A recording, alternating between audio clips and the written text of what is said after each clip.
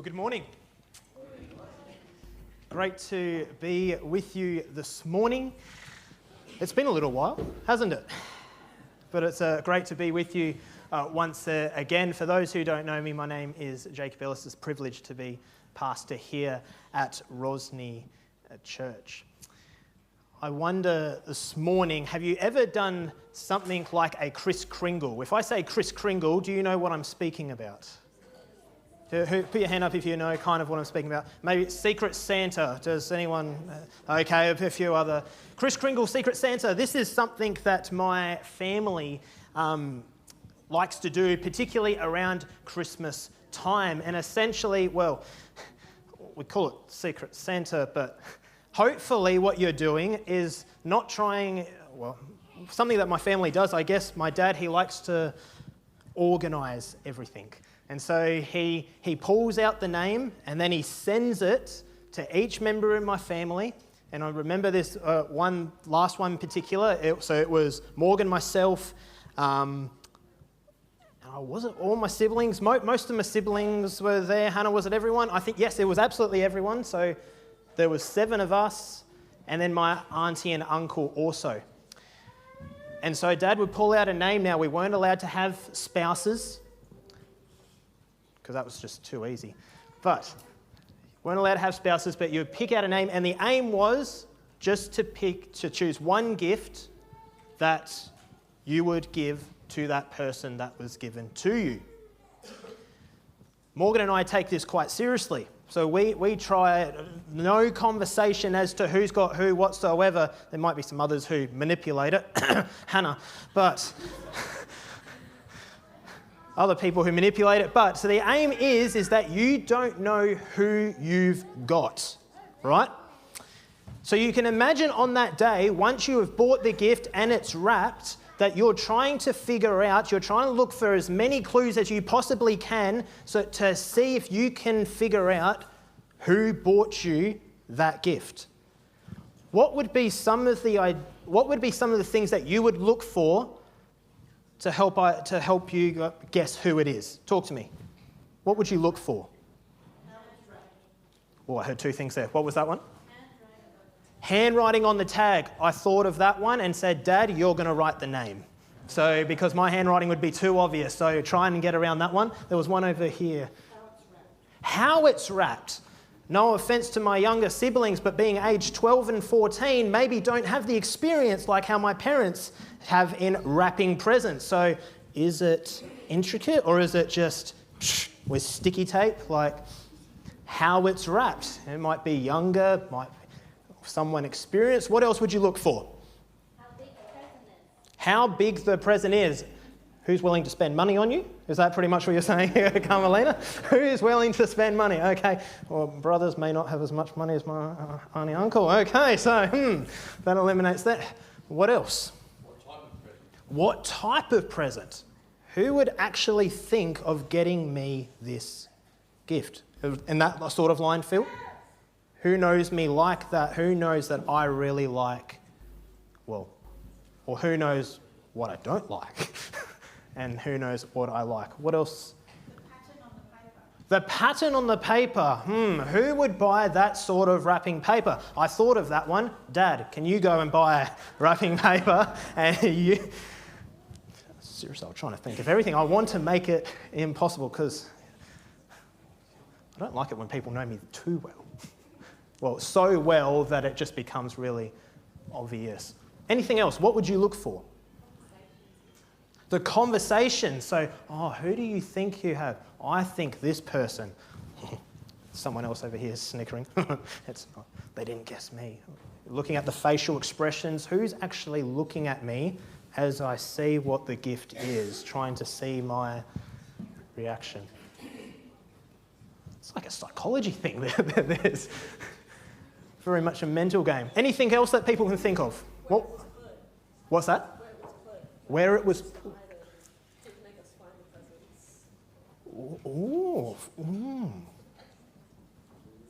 Interesting. Okay.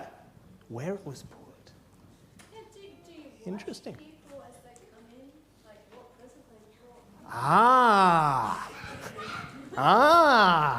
See, I thought of that. Dad, can you come to the back of my car, please, and carry the gift in so that, or it's everyone, go into the kitchen where you can't see where we're going to put this present. Purchased or handmade, okay. Yeah, that would be a big one. Absolutely. The list goes on and on, right? You're looking for different things, and you can imagine what we're like as we're sitting in that circle trying to guess. In fact, a lot of the time, actually, it's actually trying to guess. That's the sort, looking for the different indicators rather, and I don't think we do this, but it can become to the point where you're just trying to guess that you actually forget to appreciate the gift that's actually been given to you, regardless of who it was from. Looking for all the indicators and missing the point of what it was really about. And this kind of ties in with what we've been looking at in terms of our series, I Spy with My Little Eye. What is God wanting us to see? And so we started off with Numbers 13, 14, and as Israel, they're about to go into the Promised Land. And they're on the border of it. They send spies in to check out the land. They were never meant to determine whether they were meant to go into the land. They were just meant to give a report of it. 10 came back going, yeah, no, we're not going in. And 2 said, let's go, let's take it. What was God wanting them to see? His faithfulness. Has he been true to his word? Here's the land I've promised you all the way back here. Hey, have a look at the land now. Have I kept my word? I'm faithful. We looked at within our communion service, looking at the foot washing, the death and resurrection of Jesus. What is God wanting us to see? Because it's very easy to just say, yep, there's a man on a cross. Oh yeah, they were just washing feet. But when we look at in the Bible, it actually talks a lot more about there's a lot that is happening on the cross. There is a lot happening at the resurrection of Jesus and what that means. And this morning, looking at what does God want us to see as to what will unfold into the future. Title this morning, that hasn't changed, sorry. Prophecy that transforms. If I said the word prophecy to you, what is your initial thought? For some it might be, let's see where he goes here. Others might be going, oh, why did I come to church today? Others might be, here we go again. Roll the eyes. Point that we want to make this morning is that what happens in the future in terms of prophecy, it can transform people. I was standing in a particular church. I finished preaching, and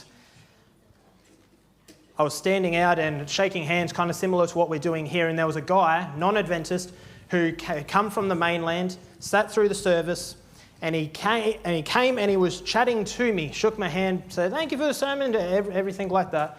And then he started telling me as to what he had gotten out of Bible study.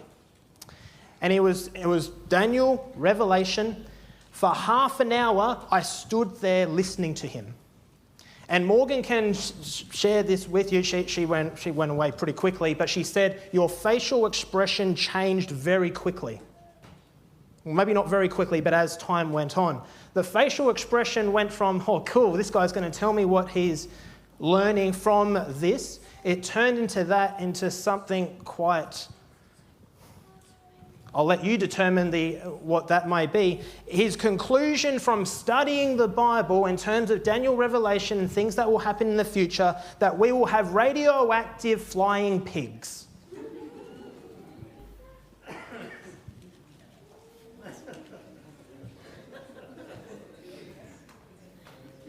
Can you see why my facial expression may have changed?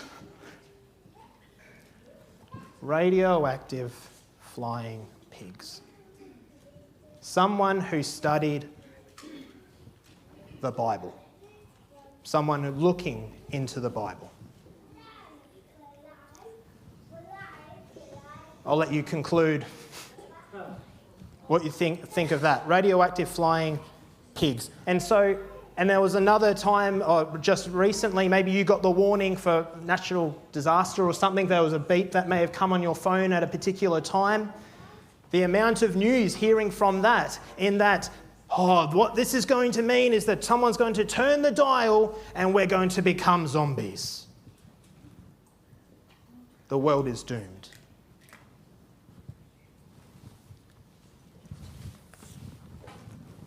Again, those are people who read this book. So my question is, what does God want us to see in terms of what happens in the future? Because we can come to some pretty interesting conclusions if we really wanted to. But is there a central theme? What is God wanting us to see? Essentially, prophecy, it can transform. Hopefully for the good. Hopefully for the good. And so as we look through, and this isn't going to work because of formatting, so apologies for that. I'll look on here because I don't have notes with me. But Bill says, the purpose of the Bible's teaching about the end is not to satisfy our curiosity about the future, but to teach us how to live as we await the end. Do you hear the key words in there? It's not to satisfy our curiosity about the future.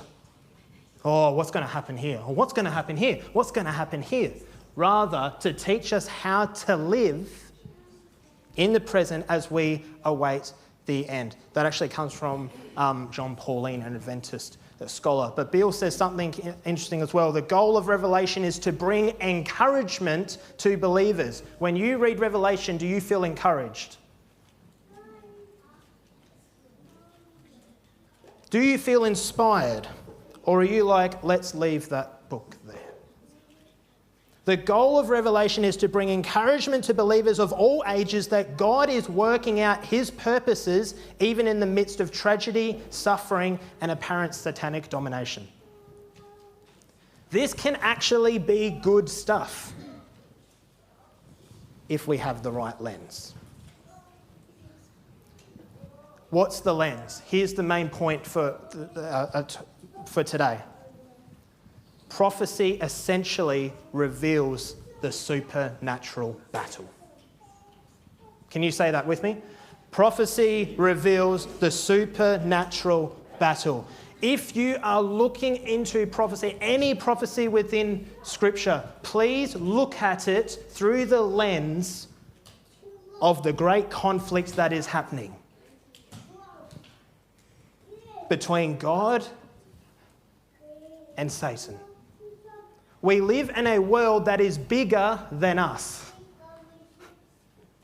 It's not the lives that we live. Yes, our lives, we all have unique, different contexts, but we all live under the same umbrella in that it is God versus Satan, and we are in that battle. And that battle is essentially a choice. Do I choose God? Do I not?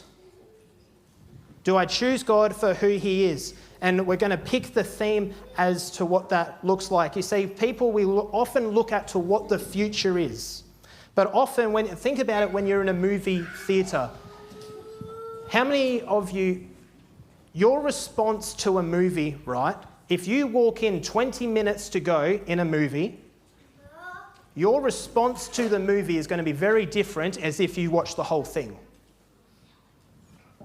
If you walk in with 20 minutes to spare, think about your favourite movie, and you saw there was dramatic music playing towards the end and there's tears, and maybe you see one of your family members or friends that is crying or just, oh my goodness, this is really happy. They're connected to it, right?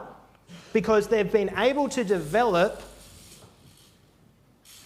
a sense of emotion, if you will, towards that character based off what has actually happened throughout the whole movie. You walk in with 20 minutes to go, and have you ever had that person going, why does that matter? Just asking a whole bunch of questions. Can anyone relate? What's this mean? Shh, this is the key line. Why is she crying? Just stop it, it's emotional, stop it. Anyone have those sort of people? I hate the people that walk in with 20 minutes to go because they don't understand the context of what has been brought, what has come up to that point. Does that make sense? And that's how we need to understand in terms of this battle that is happening. It's not just about the future, it is what has happened in the past. The past impacts the present, which goes to the future. Let me illustrate this to you. Oh my goodness. Well, actually, you can read that. That's good.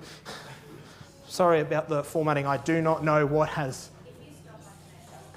If I stop, okay, I will stop. How about that? See, it looks good on my computer, but it obviously has not worked on this. Okay, so starting from the very beginning. Starting from the very beginning, now I've got to actually remember my notes. How about that? This is a good test. Revelation chapter 12, verse 7 through to verse 9. It says, "And war broke out in heaven. Michael and his angels fought with the dragon, and the dragon and his angels fought, but they did not prevail, nor was a place found for them in heaven any longer." So the great dragon was cast out, the serpent of old, called the devil and Satan, who deceives the whole world. He was cast to the earth, and his angels were cast out with him. War in heaven. Can you imagine that? What was this war? What did this war look like? Did you know that word war in Revelation 12 within your Greek is the word polemos, and it means politics. And politics broke out in heaven. What was it about? God saying, here I am, this is who I am. And in politics, you have one who's in charge, and then who do you have on the other side? The opposition. No, that's not the case at all. This is the reality. God, Lucifer. And politics broke out in heaven. And you see, so from there, and this is skimming through it pretty quickly, why did that happen? You read Isaiah chapter 14, verse 12 to 14, and Lucifer's got this mindset of, I will, I will, I will, I will. And essentially it comes to the point where he says, I will be like, do you know the text? I will be like the Most High. I will be God. And you see that trait going through into Genesis chapter 3. What was happening in heaven then became an earthly reality for humanity. Because the first thing that the serpent says, that Satan on earth says to the woman is, don't be afraid, for I have good news. It's, did God say? Did God say? Here's your conflict. God saying, here I am. The enemy of God, Satan, saying, no, he isn't. That's how we get into this mess, because humanity has believed that God is not who he said he is, and believed serpent. That's how we've gotten into this, and that's what continues. Is God who he says he is? That looks much better. That's how it was on my screen. Thank you, Flora. Can I go on to the next slide, Flora? Let's try the next slide. So then you have Can we give a round of applause for Flora? Thank you for fixing that, Flora. I don't know. That's what it was meant to look like. Okay, then you have Jesus coming into the picture. And we'll come back to Matthew chapter 4, but Jesus is in the conflict on earth, and we kind of reflected on that, the cross. This is who I am. This is what I want. I want to be with you for eternity, and this is what it's going to cost. Jesus enters into the conflict, and tell me, how was Jesus' life on earth? Was it walking through green pastures and rosy, easygoing. What did Jesus go through? Talk to me. There's a temptation. Temptation just like us. What's that? Prejudice. Jesus enters into the conflict and it's not easy. We'll come back to Matthew chapter 4. And Jesus has a say into this battle based on what happens on the cross and the resurrection. That's why it's important for us to have that right lens looking into that. But then he gives us an idea of how it is going to conclude here on earth. Matthew 24 gives us the signs that are coming to show that Jesus is coming back to end this. I have an idea within Revelation 13. There's two systems who are enforcing worship that is not to the God of heaven. And Revelation 14 is a response to that. But here's the reason for these texts. Are you ready? The theme that you see throughout the whole thing, the lens that we look at as you read the whole Bible, as you look into the conflict. Are you ready? Here's the key thing.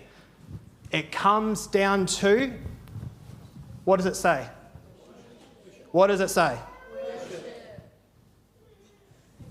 The whole thing comes down to worship.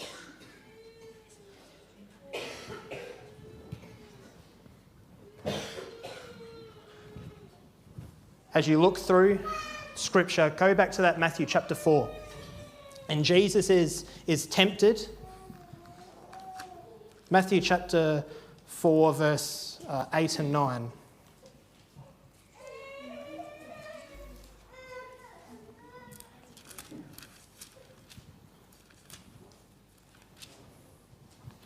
Matthew chapter 4, verse 8 and 9. The devil took him up on an exceedingly high mountain, showed him all the kingdoms of the world and their glory, and he said to him, all these things I will give you if you fall down and what? Worship me. The temptation that was put to Jesus, one definitely, is fall down, worship me, and we'll be good.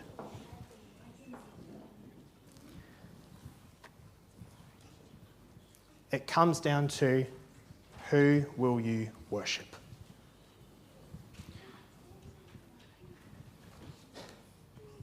As we go back into Matthew 24, you know that most of Matthew chapter 24, it talks about natural disasters and everything to show that Jesus is coming. But you know, one of the biggest things that it keeps coming back to is someone replicating, someone imitating Jesus. And that's where the worship will go. He's back. And Jesus is going, please, don't be deceived, don't be deceived, don't be deceived. Revelation 13, where there's two systems ultimately wanting worship,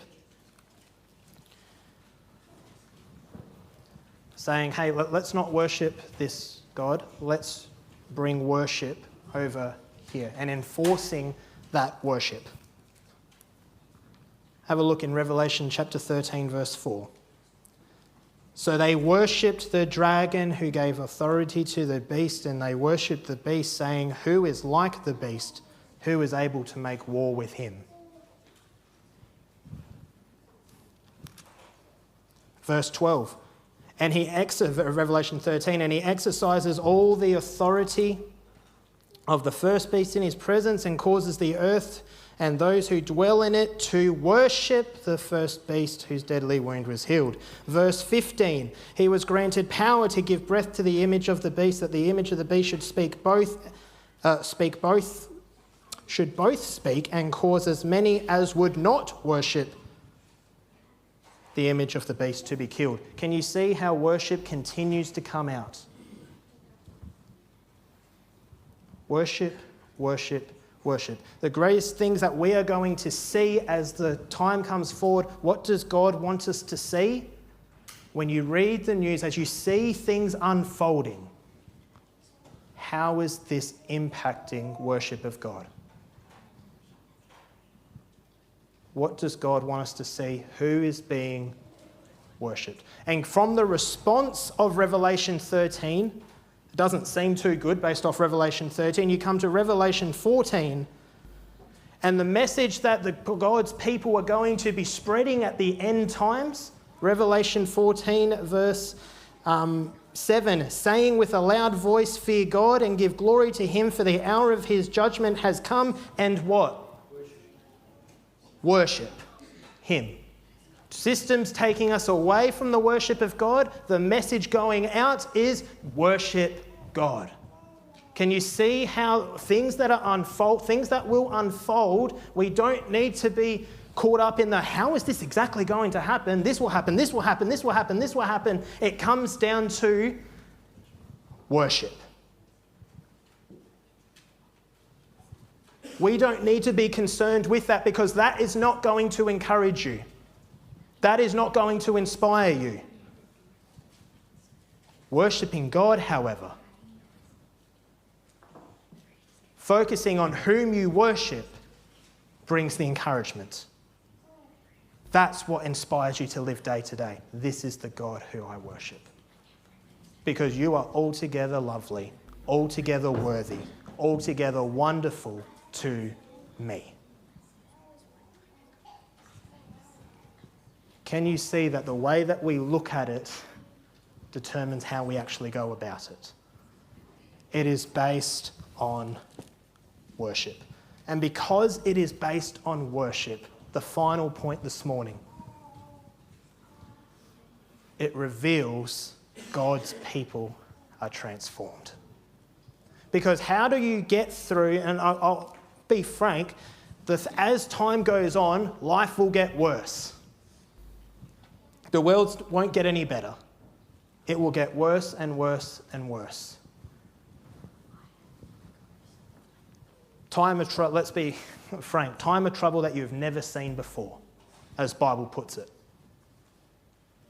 But yet, there is a particular theme that comes out continually as you read prophecy, that there is a distinction. N.T. Wright says, to grasp all this requires faith. To live by it will take courage, but it is that faith and that courage which this book is written to evoke in terms of revelation.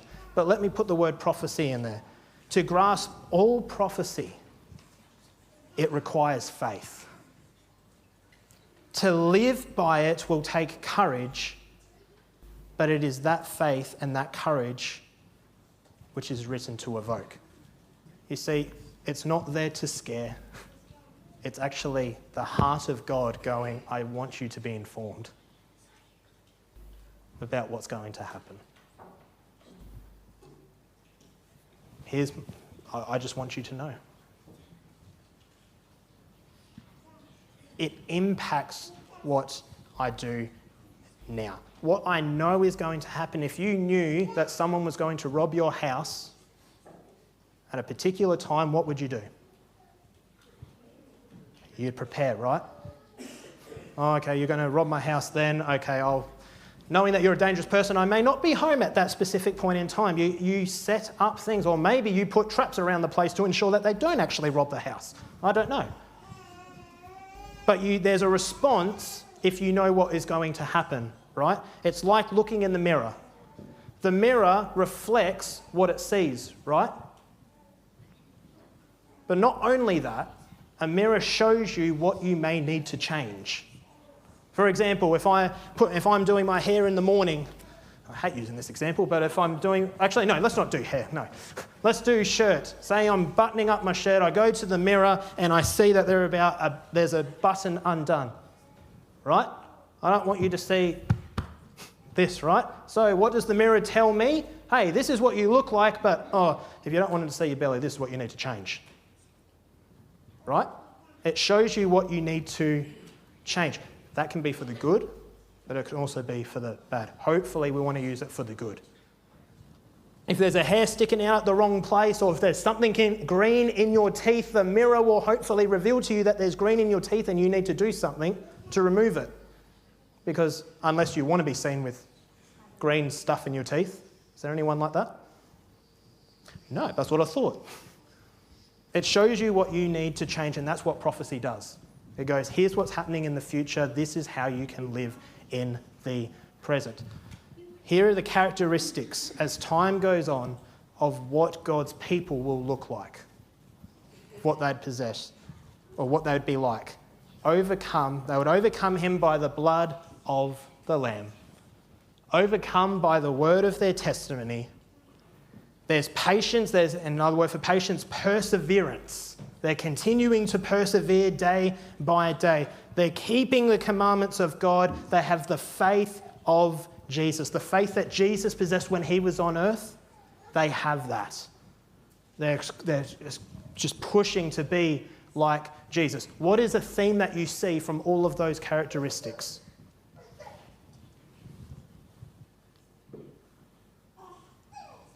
They are all Christ-centered. Overcome by the blood of the Lamb, the death and resurrection of Jesus is pivotal in the way they go about life. That's what means everything to them. They're reflecting on what God is doing through their life and sharing that with other people. Keeping the commandments of God. Having faith of Jesus. It all comes down to their relationship with God, with Jesus.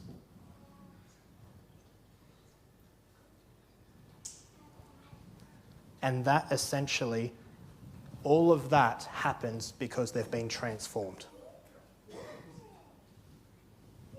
It all happens because Christ is in their lives and doing something in their lives. As time goes on, my prayer for myself is that I can obtain these sort of qualities, that as time goes on, this is what I will be known for. What about you? That the death of Jesus means everything to me. There's nothing else more greater. And I want to share that. And I'll continue to persevere. Why? Because God is worth it. He is worth it.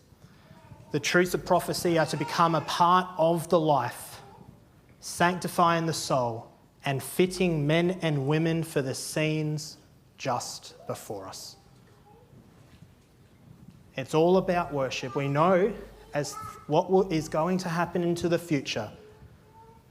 I often say to people, people go, I don't like to connect with the sermon. Sorry, not that. I didn't connect with that sermon.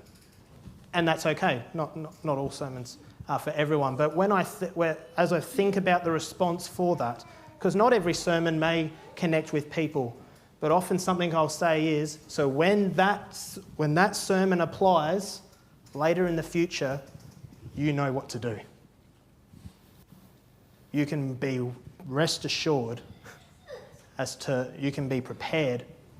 So when you get into that situation, hopefully it doesn't happen, but if a situation like that comes up, you can be prepared. And that's the same as prophecy.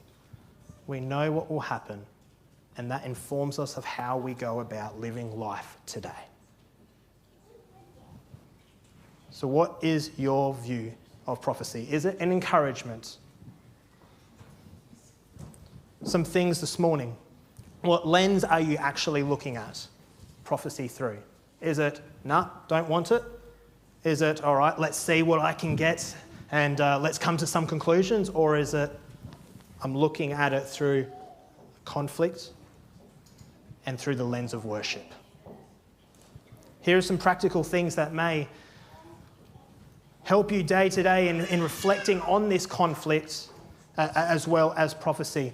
Number one is to read through the Bible through the lens of a supernatural conflict and write down what you observe. For example, let me give you an example. When you read Mark chapter 1, verse 1, and it says, this is the good news, the gospel of Jesus Christ, the Son of God. That's just one verse.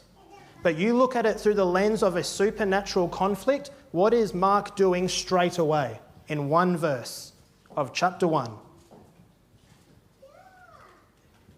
He's declaring where he's at. This is Jesus Christ, the Messiah, the Son of God. That is a revolutionary statement. Look at it through in the lens of supernatural conflict. Find different ways to worship throughout each part of the day. Is God worthy of your worship? Is something for you to determine. Is God worth it? Worship doesn't just come to 1 hour on a Saturday morning. It is reflected through each day. How can you dedicate in everything you do through each part of the day? How can you find ways to worship? To declare your allegiance, to show your choice of choosing Jesus. If musicians want to come up just as we finish these last two points. Number 3, watch the news through the Bible, not the Bible through the news.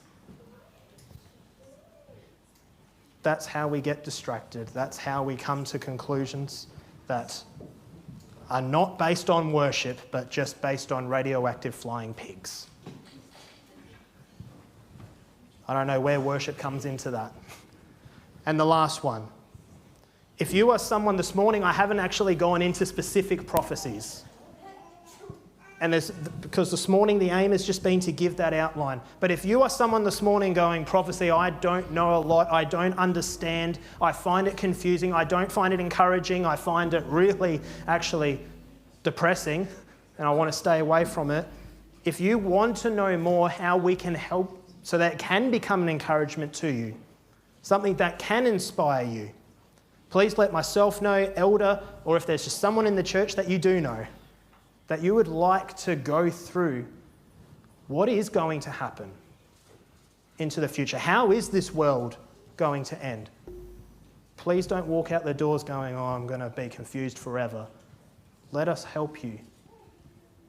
Journey with you in exploring what that is and what that means for you now, because prophecy can transform. What is God wanting us to see? I want you to see this battle and that it's about worship. Who is your allegiance to? God? And does your life reflect it? Thank you, Pastor Jacob, for your message. I'd like to invite everyone to stand for our last song, Holy Forever.